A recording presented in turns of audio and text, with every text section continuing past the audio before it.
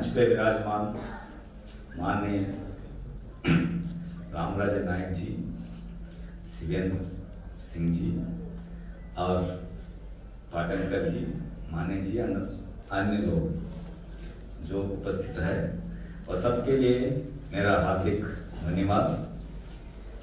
और आप सबके लिए, क्योंकि जो सभा अगर अच्छी तरह चलेंगे तो प्रेक्षक ऑडियंस का बड़ा जरूरी है। आप सब लोग इतना कोविड टाइम में कष्ट करके इधर आया, तो उसके लिए मेरा तरफ से हृदयपूर्वक धन्यवाद। पहले वक्ता ने बताया था हम इसके लिए आया। मैं जब ये पद ग्रहण किया मई 27, कोविड का भीषण टाइम था। सब लोग हमसे बोल रहा था आप बेंगलुरु में रह दीजिए, क्योंकि उस टाइम हम बेंगलुरु में था, लॉकडाउन टाइम में बेंगलुरु में रह के पूरा नवा का कार्यकाल संभाल लीजिए। हम बोला कुछ नहीं है, अगर मुंबई में 2 करोड़ लोग जी रहा है तो हम इधर क्यों बेंगलुरु में बैठे। इसीलिए जब फ्लाइट शुरू हो गया तो हम 3 दिन में बॉम्बे आके, उस दिन से मैं अभी तक 6 स्टेट्स में घूम चुका है। और हम प्राइम मिनिस्टर साहब से बीसी के माध्यम से हमारा बातचीत हुआ। Honourable home minister Amit Shah ji से हमारा 40 मिनट का डिस्कशन हो गया था लास्ट मंथ। और honourable finance minister Nirmala madam से हम 3 महीने पहले एक बार 15-20 मिनट का मुलाकात हुआ। और उसके बाद हम योगी आदित्यनाथ जी से, केसीआर, तमिलनाडु चीफ मिनिस्टर पलानिस्वामी जी, गोवा चीफ मिनिस्टर सावंत जी, गुजरात चीफ मिनिस्टर रूपानी जी और मध्य प्रदेश चीफ मिनिस्टर चौहान जी, और सब लोगों से भी हमारा मुलाकात हो गया। और जिधर भी हम गया था, हम सिर्फ एक ही बात बोलता है, कोविड हो ना कोविड हो, लोग का भूख होना ही होना है। कोई इससे बचा नहीं सकते, क्योंकि जैसा भगवत गीता ने कृष्ण भगवान ने बताया था। अर्जुन ने पूछा था कृष्ण भगवान को, आप किधर रहता है? सब लोग पूछना चाहता है, सब भक्त आप किधर रहते हो? बोलता है सब लोग हमारे लिए इधर घूमता है, उधर घूमता है, मंदिर घूमता है। हम एक्चुअली ना इधर उधर ऐसा किधर नहीं, हम हर एक जीवी का डाइजेस्टिव सिस्टम रहता हूँ। मैं हूँ जठररस। आप अगर गीता में एक श्लोक पढ़ लिया तो वो देख लीजिए, मैं जठररस, डाइजेस्टिव जूस होता है। जो आदमी के अंदर, जो लिविंग बीइंग के अंदर डाइजेस्टिव जूस होता है, उसको भूख लगना ही लगना है। अगर भूख लगेगा तो उसको खाना चाहिए। खाना के लिए वो कुछ भी कर सकते हैं। और ये कोविड टाइम में एक बढ़िया चीज साबित हो गया, हर कुछ रोक सकता है लेकिन खेती बाड़ी रोक नहीं सकता है। तो खेती बाड़ी में फार्मर्स है तो उस टाइम से भी ज्यादा काम कर रहा था। और हम जब हमारा पद ग्रहण किया था उस टाइम में पहले बार मीटिंग में बताया था, मेरा पूरा विश्वास है खेती का क्षेत्र में तो बढ़ोतरी बहुत हो जाएगा। पूरा फर्स्ट क्वार्टर में -22% हो गया था इंडिया का जीडीपी ग्रोथ। नेक्स्ट क्वार्टर में भी -10 था, लेकिन खेती का ग्रोथ 4% पॉजिटिव थी। तो ये सब किसका वजह से हो गया? आप सब रैतु बंधु, दैट इज द किसान का, इधर 50% अभी भी कोऑपरेटिव बैंक से जुड़े हुए, वो एक खास चीज है। और हम सबके इसके लिए आप सबको मैं भी हमारा बधाई देता हूँ, क्योंकि ये जमाना में जब लोग ऐसा इन्हें जीपी जैसा मोबाइल पोर्टेबिलिटी जब आ गया था, सब लोग वोडाफोन से लेके आइडिया में गए, आइडिया से लेके जियो में गए, अभी जियो से लेके दूसरा जगह जा रहे हैं। लेकिन आपका काश्तकार, आपका फार्मर्स आपको छोड़ के गया ही नहीं है, आप अभी भी बहुत सब कर रहे हैं। तो ये सब चीज देखने के टाइम हमें लगता है कि ये प्राइमरी सोसाइटीज, प्राथमिक सरकार संघ जो होता है, वही एक्चुअली कोऑपरेटिव का मूल रूप से वही एक विशेष रोल है उसका। तो ये टाइम में जब हम कर्नाटक में काम कर रहा था, कर्नाटक में भी बहुत बड़े 4000 सोसाइटीज था पूरा स्टेट में। आप कहे तो 21,000 है, लेकिन 4000 सोसाइटीज में हमने चुन चुन के कुछ 350-400 2 साल में हम सबको ऐसा ही स्कीम है। उस टाइम हमारे दूसरा स्कीम में तो हम कर दिया था, हर एक सोसाइटी हमसे 1 करोड़ 80 लाख 2 करोड़ भी लिया था। और आप कुछ जगह गया तो अभी आप कावेरी रिवर का बारे में मालूम होगा, Talakaveri the birth place of Kaveri का, जैसा इधर हमारा महाबलेश्वर है, उसका नीचे एक भागमंडला करके एक पैच है। वो पैक्स का उस टाइम देखा तो पुराना बिल्डिंग, वो कब का है, ब्रिटिशर्स टाइम का बिल्डिंग था। लेकिन वो बोलता है अरे अभी सब हम नया नया करने का क्या करने का, तो आप इसे लीजिए। हम उस टाइम लिया था, उस टाइम दिया था उसको 1 करोड़ और उसके साथ साथ 50,000 रुपए का इनाम भी दिया था उसको उस टाइम। और 2-3 साल के बाद हम जब हेड ऑफिस मैनेजमेंट को उधर गए तो एक्चुअली हम आश्चर्यचकित हो गया, क्योंकि वो भागमंडला पैक्स अभी फॉरेन बैंक जैसा दिख रहा है, बिल्कुल नया। पैक्स में एक स्मॉल कॉन्फ्रेंस रूम है, छोटा सा एक बोर्ड रूम टाइप है, देन सीईओ का रूम है, देन सबके साथ लॉकर फैसिलिटी भी है। तो उसका से जो 50,000 हम दिया तो उससे एक्चुअली वो लॉकर खरीद के रख दिया था। और उसके साथ हमारा पैसा से ना केवल ये बिल्डिंग बनाया, एक गोडाउन भी बनाया था। ये गोडाउन का माध्यम से वो उधर कॉफी और पेपर, लवंग का ट्रेड भी करना शुरू किया। उसको एक्चुअली उसका एक क्रेडिट भी देने लगा। तो वो जब मैं गया तो बोल रहा था साहब आप इस टाइम जब बता रहा था हमें समझ में नहीं आता इससे वजह क्या फायदा होता है। अभी हमारा बैंक का 12 लाख रुपया, ये सोसाइटी का 12 लाख रुपए का मुनाफा होता है सिर्फ ये पेपर का ट्रेडिंग और कॉफी का ट्रेडिंग, और उसको हम जो क्या फैसिलिटी देता है उसका एग्नेस्ट मनी है, लोन एग्नेस्ट गुड्स उसके लिए देता है, कैश क्रेडिट है। तो बोलता है इतना हमारा फायदा हो गया। अभी जो लोग हमसे छोड़ के जा रहा था तो सिर्फ फार्म को इनपुट सप्लाई करके फार्म का प्रोक्योरमेंट भी करके ये सब कर दिया और प्रोसेसिंग का भी कर दिया, तो बहुत कुछ होता है। ऑलरेडी हमारे पास कुछ एप्लीकेशंस आ गया है उधर है, तो मिनी प्रोसेसिंग मिल्स आल्सो भी लोग कर रहे हैं। इट इज सिर्फ एक गोडाउन का ही नहीं है, मिनी प्रोसेसिंग यूनिट्स भी लगा सकते हैं, कोल्ड स्टोरेज लगा जो है वो प्रोड्यूस करता रहता है। उसके बाद गवर्नमेंट के मार्केट तरफ देखता है तो कैसा भी कोई भी आके खरीद लो। लेकिन उससे भी अच्छा ये फार्मर ने market centric production, client centric production, अगर ये ग्राहक को क्या चाहिए अगर उसको प्रोड्यूस किया तो आज का दिन बहुत सा मुनाफा हो रहा है। तो यही सिलसिले में मुझे लगता है आज का दिन ये बैंक का और टैक्स का भी एक जिम्मेवारी और भी बढ़ गया, और वो लोग बिल्कुल फार्मर को मार्केट रिलेटेड करके क्या प्रोड्यूस करने का, कैसा करने का अगर जानकारी भी दे दे, उसका तरफ से स्कीम्स भी बना दे और उसका तरफ से दे दो। और लॉन्ग टर्म लोन्स देने का है तो आज का दिन में भी सबसे सस्ता लोन्स नाबार्ड दे रहा है। LTRCF ये बैंक भी अच्छा फायदा होता है। LTRCF 2.75% में दे रहा है, 2.9%, और आज का दिन नॉर्मल लोन भी इतना कम कर दिया। तो मेरा एक उम्मीद है आने वाले दिनों में हर एक टैक्स अपना पोर्टफोलियो में कम से कम 35 to 40% लॉन्ग टर्म पोर्टफोलियो भी लगा लीजिए, क्योंकि आपको आने वाला 7 साल 8 साल में बहुत सा फायदा भी होता है। और इधर रिकवरी 90, 99%, 100% हो गया तो शायद आपका पैसा वापसी ना आने का कुछ चांस ही नहीं है। उसका वजह से फायदा भी है, और उसके साथ क्या होता है एक बार अगर लॉन्ग टर्म में इन्वेस्ट किया तो क्रॉप लोन्स भी और भी बढ़ जाएगा, तो ये भी एक चीज है। और तीसरा अभी हमारा पूरा पहले वाला मीटिंग में जिक्र किया था इंटरेस्ट सबवेंशन का, हमें तो यूनियन गवर्नमेंट से ऑलरेडी लिख चुका है इंटरेस्ट सबवेंशन को थोड़ा अमाउंट बढ़ा दो, और ये लिमिट भी 3 लाख से लेके 5 लाख करो। ये होता है नहीं होता है सिर्फ फरवरी 1 तारीख पता चलेगा, लेकिन हमारा कोशिश जारी है, क्योंकि कितना फायदा हम किसान को दे सकते हैं और किसान के थ्रू ये पैक्स को और कोऑपरेटिव बैंक को दे सकते हैं। ये सभी चीज हम हमेशा उसके लिए करते हैं। और दूसरा चीज है एक पैक्स का एक रिपोर्ट्स बनाने का कुछ अलग नया रिपोर्ट बनाने का, हर एक पैक्स के लिए 20,000 रुपया रिपोर्ट बनाने का भी हमने कुछ ऐसा स्कीम बनाने का कुछ कॉम्प्लिकेशन है तो आप किसी कंसल्टेंट से या मैथमेटिक्स से लेके आप दीजिए, वो पैसा हम बेयर करेंगे।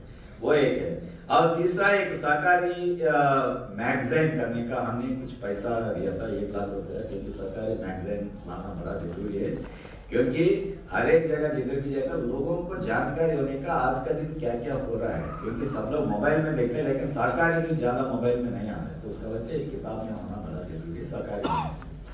और चौथा most important thing is the computerisation. और अभी हम देखा है, क्योंकि पिछले 10-15 साल से बैजनाथ कंपनी आके भी ऑलरेडी अभी 16 ईयर्स हो गया है।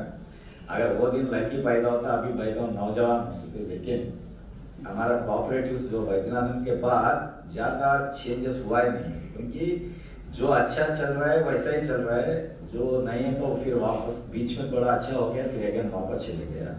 लेकिन ये सब देखने का टाइम हमें ऐसा लगता है चलिए पूरा जड़ एक कोऑपरेटिव्स का नॉट सतारा का है लेकिन इन जनरल इंडिया का कोऑपरेटिव्स का थोड़ा एक्टिविटीज में इतना ज्यादा बढ़ोतरी क्यों नहीं हुआ, क्योंकि प्राइमरी सोसाइटीज में ये अकाउंटिंग सिस्टम का ही प्रॉब्लम है। प्राइमरी सोसाइटी में बुक क्लोजर का ही प्रॉब्लम है, प्राइमरी सोसाइटी में इम्बैलेंस का प्रॉब्लम है, प्राइमरी सोसाइटीज में एक चीजों का, क्योंकि एक इट वाज अलग सा एक सिस्टम है। एक्चुअली कमर्शियल बैंक का ब्रांच नहीं है जिधर ऊपर से लेके नीचे तक सबको एक ही अकाउंटिंग होता है, क्योंकि इसका अकाउंटिंग उसका वजह से अभी हमने कंप्यूटराइजेशन कर दिया था। अभी हम देखा था बहुत सा स्टेट्स कर रहे हैं, लेकिन तेलंगाना का और उत्तराखंड का हम देखा है दोनों में पूरा ERP बेस्ड कंप्यूटराइजेशन हुआ है। और उधर क्या होता है हर एक दिन रात 12 बजे जब कंप्यूटर का डेट चेंज होता है 0000 होता है वो टाइम अकाउंट क्लोज होता है। तो उसका वजह से क्या था ना ट्रांसपेरेंसी अपने आप आ जाता है, क्योंकि आज का दिन कितना अमाउंट कलेक्ट हो गया और उसका वजह से होता है, क्योंकि अगर गवर्नेंस का अच्छा तरह होने का तो पहले उसका अकाउंट्स भी प्रॉपर होने का, तो यही उद्देश्य हमने एक्चुअली टैक्स कंप्यूटराइजेशन का कर दिया। पहले अगर 3 साल पहले ये टैक्स कंप्यूटराइजेशन यूनियन गवर्नमेंट ने 1700 करोड़ की एक स्कीम अप्रूव किया, लेकिन कुछ कारण का वजह से वो अभी तक हुआ ही नहीं है, लेकिन अभी हम परस्यू कर रहे हैं। अगर ये बजट में अगर वो आ गया तो पूरा सबको पैसा मिलेगा, मैं ये नहीं कहता। लेट अपना आपने जितना हो सके, क्योंकि 5 करोड़ में अगर हम तेलंगाना मॉडल देख लिया तो 5 करोड़ में शायद 600 टैक्स का कंप्यूटेशन। अगर आपका बैंक अगर थोड़ा पैसा अपना आप कर लिया तो हमने स्टेट के लिए बनाए, लेकिन इतना बढ़िया बैंक के लिए हम ऐसा थोड़ा और भी कुछ करके कुछ पैसा देंगे, लेकिन पूरा 900 बैग्स का पैसा एक प्लेटफॉर्म में बना दीजिए, क्योंकि हम सोचता है कि अगर आप सतारा जिला में एस्टैब्लिश किया तो शायद बाद में ना एंटायर महाराष्ट्र अपना हो जाएगा। तो ये एक चीज है। तो इसमें हमें तो देखा था किधर आपका बैंक वाला ने उधर जाके देखने वाला है, आप तेलंगाना में जाके देख के देख लीजिए, क्योंकि उसका वजह से क्या हो गया बहुत सा फायदा हो गया। और देश में पहली बार 5 करोड़ कल हमने तेलंगाना का रिलीज भी कर दिया। और तो पैसा का कमी नहीं है, लेकिन एक करने का भी कमी रहता है। तो मुझे लगता है आपका बैंक लीड ले ले महाराष्ट्र में, आपका पूरा बैंक को एक सॉफ्ट प्लेटफॉर्म में लेके आइए, तो देन ये एक सबके दिक्सूची बन जाएगा। उसका वजह से सब लोग देखता है अच्छा शायद ऐसा होगा तो हर जगह यही काम हो सकता है। डीबीटी जैसा गवर्नमेंट ऑफ इंडिया से आता है, आज का दिन में टैक्स का तक नहीं आता, एक्चुअली वो सिर्फ CCP तक आता है। अगर टैक्स का तक आके ग्राहक को अगर आपके पास अकाउंट अगर उसमें ही करने का है तो एक इंटरफेस लगाकर अगर ये कंप्यूटर कर दिया तो आपको डायरेक्टली फार्मर को भी अब पैसा गवर्नमेंट ऑफ इंडिया से भी मिलने का मिलता है, अदरवाइज वो रिपे करने का भी कर भी सकते हैं। तो ये सब चीज देखने से हमें लगता है ना आज का दिन एक ट्रांसफॉर्मेशन का जमाना आ गया, क्योंकि कोऑपरेटिव्स 2 क्राइसिस 2 पैंडेमिक्स देख चुका है। कोऑपरेटिव्स 1920 का पहले भी गठन हो गया और 2020 ये दोनों का बीच में 2 बार पैंडेमिक आ गई, एक बार फ्लू आ गया। उस टाइम जैसा आंकड़े बताता है उस टाइम कम से कम इंडिया में आई थिंक 7 करोड़ लोग मर गए 1920 में। और आज का दिन हमारा अच्छा मेडिकल फैसिलिटीज और may be government of India और स्टेट गवर्नमेंट अलर्ट का वजह से बहुत कम लोग मर गया, लेकिन एक क्राइसिस का वजह से क्या हो गया सब लोग घर में बैठ के पूरा देश को नुकसान हो गया, क्योंकि कुछ प्रोडक्टिविटी बंद हो गया, उसका वजह से ये हो गया। लेकिन ये टाइम में भी कोऑपरेटिव बैंक्स अपना बिजनेस को कायम करके कोऑपरेटिव बैंक में बिजनेस कर दिया। और जैसा अभी हम सुन लिया था पहले दैट ऑलरेडी कोविड टाइम में भी 750 करोड़ का बिजनेस कर दिया, 13,000 करोड़ का हो गया और लोन का बिजनेस भी बहुत अच्छा है। तो मुझे लगता है दैट कोविड का भूत शायद हमारा पीछे चले जा रहा है, क्योंकि ऑलरेडी वैक्सीन है तो डिस्ट्रीब्यूशन शुरू हो गया 16 तारीख से शुरू होके। मुझे लगता है भाई अप्रैल एंड शायद हमारा जैसा लोगों को भी अपना घर में आके वो इंजेक्शन देगा।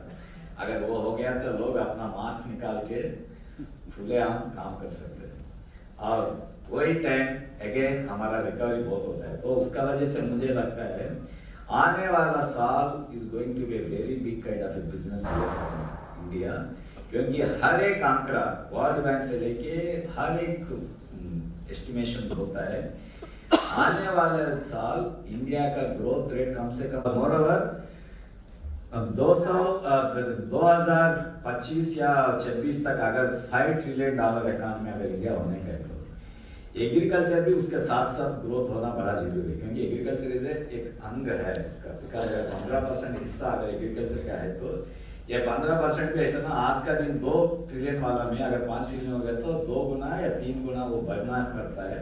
तो उसका वजह से एग्रीकल्चर का भी हिस्सा बहुत बढ़ता है। जब एग्रीकल्चर का हिस्सा बढ़ता है हमारा कोऑपरेटिव्स का भी ग्रोथ और कोऑपरेटिव्स का लोन्स भी बढ़ता है। तो इसका वजह से मैं पहले मीटिंग में बताया था मेरा पूरा उम्मीद है 2022 मार्च 31 जब ये बैंक बैलेंस शीट क्लोज करता है ये बैंक कम से कम 20,000 करोड़ पहुंच जाएगा और अगर वो 20,000 करोड़ पहुंच जाएगा तो आपका भी बिजनेस ऐसा ही बढ़ जाएगा। तो अगर ये सब देखने से हमारा दिया मैं पद ग्रहण करते ही बोला था हम इस बार 6.5 लाख रीच करें, यानी तो लोगों का थोड़ा उम्मीद भी कम हो गया, अरे इतना पैंडेमिक है कोई बाहर से निकलता है। लेकिन दिसंबर 31 तक हम ऑलरेडी 5,90,000 करोड़ क्रॉस हो ही गया। तो सिर्फ दिल्ली अभी ज्यादा दूर नहीं है, सिर्फ अभी 60,000 करोड़ है और हमारा पूरा उम्मीद है अगर नबा इतना कॉन्फिडेंस के साथ अगर जा रहा तो कोऑपरेटिव सेक्टर भी उतना कॉन्फिडेंस से ही बढ़ता ही जाएगा। तो मेरा पूरा उम्मीद है आने वाले साल, ये साल है तो कैसा भी हम खींच लेंगे, लेकिन आने वाला साल is going to be fantastic year. और मुझे लगता है बाय द टाइम आप सब ने ये पैक्स का मैक्स अगर लेके उसका एक नया चीज बनाने का शुरू कर दिया, गोडाउन बना दो, कोल्ड स्टोरेज बना दो, प्रोसेसिंग यूनिट्स बना दो, लॉजिस्टिक्स का कर दो, फार्म मैकेनाइजेशन का कर दो, कुछ भी करे उसका वजह से आपका मुनाफा होता है। क्योंकि जब इकॉनमी 10% ग्रोथ होता है तो हर एक चीज के ऊपर 20% का डिमांड बढ़ जाता रहता है, क्योंकि सब लोग खरीदना चाहते हैं। तो वही चीज है हम तैयार होने का आने वाले दिनों को आने का दिन में देन हम कैसा आज का दिन तैयार होने का। तो ये पैक्स टू मैक्स है एक आने वाले अभी तक है। तो जब हम पूरा कोऑपरेटिव की हिस्ट्री पढ़ रहा था पहले पैक्स कैसा भी आ गया, लेकिन 1967 में एक बार एनसीडीसी ने हर एक पैक्स को गोडाउन बना के एक बार पैसा दिया था, लेकिन उसके बाद ये पिछले 50 साल में कुछ भी नहीं हुआ। तो ये 50 बैंक से हमारा कुछ दुश्मनी नहीं है, लेकिन कोऑपरेटिव बैंक से हमारा फ्रेंडशिप ज्यादा है। लेकिन तो आने वाले दिनों में cooperative should again regain minimum 25% of the share. अगर ऐसा है तो हम एक्चुअली अभी सरकार साहब को बता रहा था अगर 30 लाख जिले का लोग में 20 लाख अगर ये बैंक से जुड़े हुए तो ये बैंक का 75% शेयर होने का, लेकिन अभी 50% है। तो मुझे लगता है अभी से आप सब लोग दौड़ के 70% को रीच होने का काम करेंगे। और जैसा पहले हमारा टैक्स सेक्रेटरी भी जिक्र कर रहा था मैडम जी और दोनों भी, दैट कैसा नया चीज करने का क्या उम्मीद है। हमारा जितना भी क्षमता है हम करेंगे, जितना कंसेशन लॉस देने का देंगे। और मार्केटिंग नेटवर्क आपने जिक्र किया था वो कैसा करने का अभी हम सोच रहे हैं, क्योंकि कैसा एक्चुअली उसका एक रूप देने का टाइम लगता है। वो एक all the FPCs and other institutions cooperative societies मिलके एक प्लेटफॉर्म बनाया था। वो ऑलरेडी आई थिंक 30 करोड़ का कुछ बिजनेस का they are expecting to do it. और मुझे लगता है हर एक जगह में वैसा ही चीज रहेगा, क्योंकि जो सातारा का जो महाराष्ट्र का जो खास चीज होता है वो दूसरा जगह बनता है नहीं, सिर्फ इधर ही बनता है। तो उसका वजह से वो चीज खास तरह से बनाना, क्वालिटी मेंटेन करना, अच्छा तरह पैकिंग करना, अट्रैक्टिव बनाना, अगर ये सब कर दिया तो आई थिंक मार्केट अपने आप हमारे पास आता है। आज का दिन मार्केट क्या है, market is through the web. और मार्केट आप देख लीजिए, अभी रिलायंस वाला कल का न्यूज़ अगर देख लीजिए, रिलायंस मार्ट पूरा किराना वाला इसके थ्रू भी रिलायंस मार्ट का चीज आपके पास पहुंचा सकते हैं। आपका नजदीक वाला किराना शॉप जैसा आपने वेब में ऑर्डर किया तो वो किराना शॉप वाला आपको डिलीवर करेगा, जैसा अभी दूसरा कर रहा है। तो आप भी अगर करने के तो ऐसा कुछ चीज अगर पूरा 950 पैक्स अगर कुछ ऐसा प्रोडक्ट है आपके पास, ये कुछ भी कर दिया तो नजदीक वाला पैक्स ने उसको डिलीवर करेगा, नजदीक वाला पैक्स उसको प्रोक्यूर करेगा। ये सब चीज आने वाले दिनों में अगर हम माने या ना माने, लेकिन ये होना जरूरी है। पूरा दुनिया चेंज हो गया। कोविड का 9 महीने में पूरा दुनिया का थिंकिंग भी अलग सा हो गया। तो मुझे लगता है हम भी ये नया थिंकिंग के साथ हमारे इंस्टीट्यूशंस को भी बदलना बड़ा जरूरी है। और मेरा पूरा उम्मीद है इतना बढ़िया डिस्ट्रिक्ट, इतना बढ़िया लीडरशिप और इतना बढ़िया ऑडियंस आप सब टैक्स सेक्रेटरीज होने के वजह से आप एक नया दिशा में आप जाएंगे और ये सब चीजों में नाबार्ड आपके साथ रहेंगे। तो मेरा बोलेंगे आत्मनिर्भर पैक्स होता है आत्मनिर्भर सातारा सीसीबी, आत्मनिर्भर सातारा सीसीबी होता है, उसके पीछे होता है आत्मनिर्भर नाबार्ड। तो हम सब ये उम्मीद के साथ अगले साल के लिए और भी बढ़िया काम करने का कोशिश करें। धन्यवाद। बार एक डिस्ट्रिक्ट सेंट्रल कोऑपरेटिव बैंक का रूप से मैं आ गया तो आज सातारा में आ गया और ये खुशी का बात है। ये बैंक बहुत बढ़िया काम कर रहा है और इसका ये लोगों से इतना जोड़ के काम कर रहा है, तो उसका वजह से हम सोचता था ये बैंक में जितना बेस्ट प्रैक्टिस है ये पूरा दुनिया में भी लेके जाना है। इसका वजह से हम ये पहला विजिट एक्चुअली सातारा में कर रहे हैं और ये कोऑपरेटिव बैंक का ये हमारा उम्मीद है। कोऑपरेटिव बैंक एक कृषि ऋण का विभाग में बहुत बड़ा रोल है उसका, लेकिन आज का दिन सातारा को छोड़ के पूरा इंडिया में है तो उसका थोड़ा थोड़ा धीमी हो रहा है। तो उसका वजह से हम सोचा था ये कोऑपरेटिव बैंक्स का फिर रिवाइव करने का, उसका लोन का प्रोडक्ट्स को रिवाइव करने का हमारा तरफ से पूरा कोशिश चालू किया और ये माध्यम से हम बहुत सा कुछ नया स्कीम्स भी लेके आया था। एक concessional loan for the water shades वो कोऑपरेटिव बैंक बहुत सा हिस्सा ले रहा है और may be tribal development projects का भी है और हमारा एक एडिशनल एससीओ का एक माध्यम से आज का दिन कोऑपरेटिव बैंक को बहुत सा मुनाफा हो रहा है। हमें तो इतना कंसेशन का रूप से उसको पैसा दे रहे हैं, तो उसका वजह से ये हमारा पूरा उम्मीद है कोऑपरेटिव बैंक अपना विधि निभाएंगे और किसानों को जितना भी कर्ज चाहिए तो वो देता ही रहेंगे। और उसके साथ साथ हमने एक नया स्कीम है कोऑपरेटिव्स का रिवाइवल के लिए, प्राइमरी सोसाइटीज़ प्राथमिक सहकार संघ होता है उसके लिए हमने ये पूरा एक नया स्कीम शुरू कर दिया था, primary societies with multi service centres. तो उसका वजह से क्या हो रहा है दैट ये स्कीम अभी हम सिर्फ इफेक्टिव रेट 1% इंटरेस्ट में ये स्कीम लागू है और उसका वजह से हमारा उम्मीद है ये साल में हमने कम से कम 10,000 पैक्स को पूरा इंडिया में करेंगे, लेकिन अभी तक 5,000 पैक्स का तो ऑलरेडी आ चुका है। और ये हमारा खुशी का बात है, ये सातारा डिस्ट्रिक्ट में 950 पैक्स में बहुत सा पैक्स बहुत अच्छा चल रहा है। वो सब भी ये स्कीम में हिस्सा लेने का अभी बहुत सा उत्साह है और उसका वजह से हम सोचता है दैट नाउ ये स्कीम का और भी बहुत बढ़ावा मिलेगा और हमारा तरफ से हम कितना भी पैसा देने का तैयार है। और इसका वजह से कोऑपरेटिव्स का बहुत विशेष रूप से एक किसानों का नाता और भी बढ़ जाएगा और वही चीज़ है हमें लगता है that cooperatives have to reinvent themselves and again become the primary lending institutions for this agriculture. So thank you.